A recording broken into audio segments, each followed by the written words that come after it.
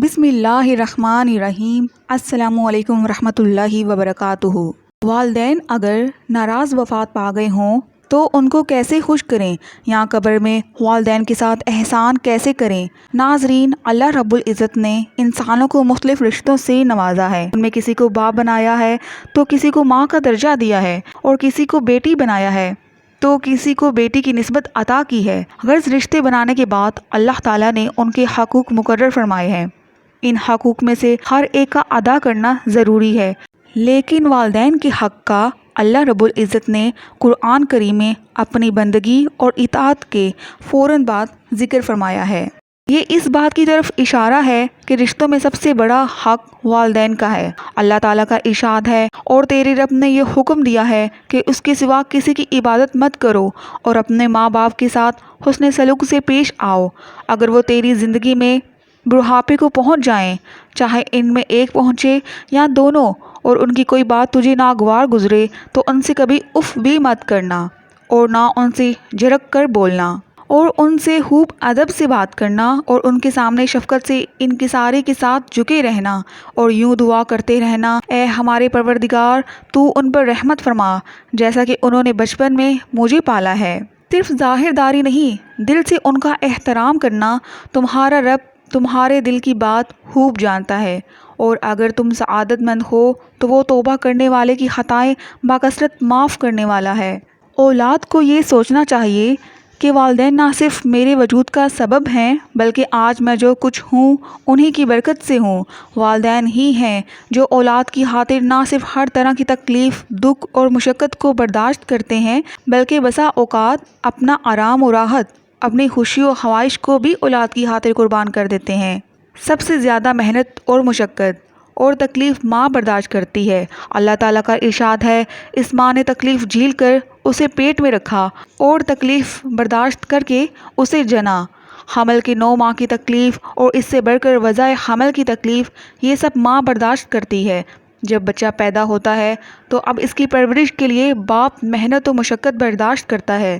سردی ہو یا گرمی، صحت ہو یا بیماری، وہ اپنی اولاد کی خاطر کسب معاش کی صعوبتوں کو برداشت کرتا ہے اور ان کے لیے کما کر لاتا ہے، ان کے اوپر خرچ کرتا ہے۔ ماں گھر کے اندر بچے کی پرورش کرتی ہے، اس کو دودھ پلاتی ہے، اس کو گرمی اور سردی سے بچانے کی خاطر خود گرمی اور سردی برداشت کرتی ہے۔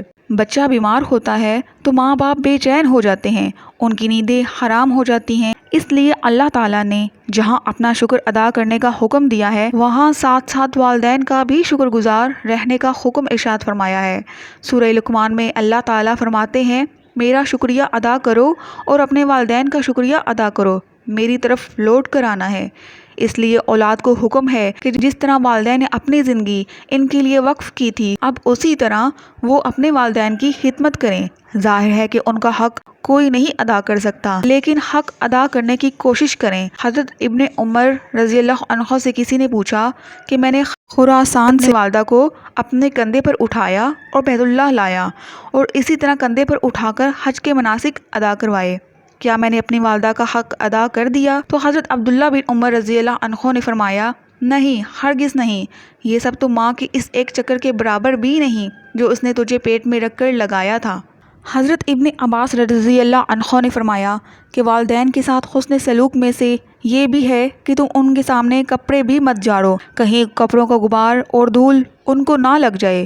حضرت عائشہ رضی اللہ عنہا سے مروی ہے، وہ فرماتی ہیں کہ ایک شخص رسول اللہ صلی اللہ علیہ وآلہ وسلم کی خدمت میں حاضر ہوا، اس کے ساتھ ایک بوڑھا آدمی بھی تھا۔ نبی کریم صلی اللہ علیہ وآلہ وسلم نے پوچھا کہ یہ بوڑھا کون ہے؟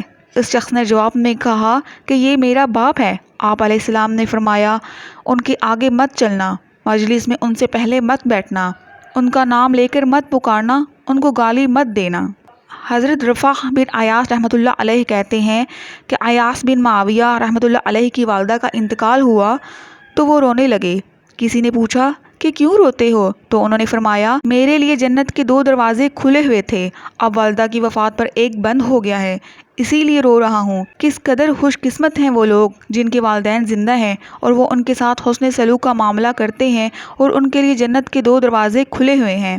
اب اگر کسی انسان سے اس کے والدین ناراض ہو کر فوت ہو گئے ہوں یا وہ مرنے کے بعد اپنے والدین کو خوش رکھنا چاہتا ہو، ان کے ساتھ احسان کرنا چاہتا ہو، تو اس کے لیے بھی حضور صلی اللہ علیہ وآلہ وسلم نے تعلیم دی ہیں۔ حضرت ابو اسید رضی اللہ عنہ کہتے ہیں کہ ہم حضور اقدس صلی اللہ علیہ وآلہ وسلم کی خدمت میں بیٹھے تھے کہ ایک آدمی آیا اور عرض کیا کہ ماں باپ کی وفات کے بعد بھی کوئی چیز ایسی ہے جس کے ذریعے ان سے حسن سلوک کروں؟ تو آپ صلی اللہ علیہ وآلہ وسلم نے فرمایا، ہاں، ان کے لیے رحمت کی دعا کرنا، ان کے لیے مغفرت کی دعا کرنا، ان کے بعد ان کی وصیت کو نافذ کرنا اور اس صلہ رحمی کو نبھانا جو صرف ماں باپ کے تعلق کی وجہ سے ہو، ان کے دوستوں کا احترام کرنا۔ حضرت ابو برہ رضی اللہ عنہ جب مدینہ تشریف لائے تو حضرت ابن عمر رضی اللہ عنہ ان سے ملنے کے لیے آئے اور پوچھا، تمہیں معلوم ہے کہ میں تمہارے پاس کیوں آیا ہوں؟ انہوں نے کہا کہ نہیں، تو فرمایا، میں نے حضور اقدس صلی اللہ علیہ وآلہ وسلم سے سنا ہے جو یہ چاہتا ہے کہ اپنے باپ کے ساتھ قبر میں صلہ رحمی کرے تو اس کو چاہیے کہ ان کے بعد ان کے دوستوں کے ساتھ اچھا سلوک کرے۔ میرے والد عمر رضی اللہ عنہ اور آپ کے والد کے درمیان دوستی تھی، میں نے چاہا کہ میں اسے نبھاؤں، اس لیے تم سے ملنے آیا ہوں۔ حضرت عبداللہ بن عباس رضی اللہ عنہ سے روایت ہے کہ حضرت سعد بن عبادہ رضی اللہ عنہ کی والدہ کا انتقال ہو گیا اور وہ اس وقت موجود نہ تھے۔ وہ بارگاہ رسالت میں عرض گزار ہوئے، یا رسول اللہ، میری والدہ محترمہ کا انتقال ہو گیا ہے اور میں اس وقت حاضر نہ تھا، اگر میں ان کی طرف سے کوئی صدقہ اور خیرات کروں تو کیا انہیں ثواب پہنچے گا؟ آپ صلی اللہ علیہ وآلہ وسلم نے فرمایا، ہاں۔ حضرت سعد عرض گزار ہوئے کہ میں آپ کو گواہ بنا کر کہتا ہوں کہ میرا مخراف نامی باغ ان کی طرف سے صدقہ ہے۔ حضرت انس رضی اللہ عنہ نے بارگاہ رسالت میں آپ صلی اللہ علیہ وآلہ وسلم میں عرض کیا، ہم اپنے مردوں کے لیے دعا کرتے ہیں اور ان کی طرف سے صدقہ اور حج کرتے ہیں، کیا انہیں اس کا ثواب پہنچتا ہے؟ رسول اللہ صلی اللہ علیہ وآلہ وسلم نے ارشاد فرمایا، انہیں اس کا ثواب پہنچتا ہے اور وہ اس سے ایسے ہی خوش ہوتے ہیں جیسے تم میں سے کوئی شخص تحفے میں خوش ہوتا ہے۔ حضرت سفیان بن عینہ رحمۃ اللہ علیہ نے فرمایا، جس نے 5 وقت کی نماز کی ادائیگی کا اہتمام کیا تو گویا اس نے اللہ کا شکر ادا کیا، اور جس نے 5 نمازوں کے بعد والدین کے لیے دعائے خیر کی تو گویا اس نے والدین کا شکر ادا کیا۔ سیدہ عائشہ رضی اللہ عنہا فرماتی ہیں کہ حضرت خدیجہ رضی اللہ تعالی عنہا کی وفات کے بعد رسول اللہ صلی اللہ علیہ وآلہ وسلم جب بھی بکری ذبح کرتے تھے تو آپ صلی اللہ علیہ وآلہ وسلم فرماتے تھے کہ اس کا گوشت حضرت خدیجہ کی سہیلیوں کے ہاں بیچ دو۔ جزاک اللہ۔ ناظرین، امید کرتی ہوں آپ کو میری آج کی ویڈیو پسند آئی ہوگی، تو میری ویڈیو کو لائک اور میرے چینل کو سبسکرائب کر دیجیے گا۔ اللہ حافظ۔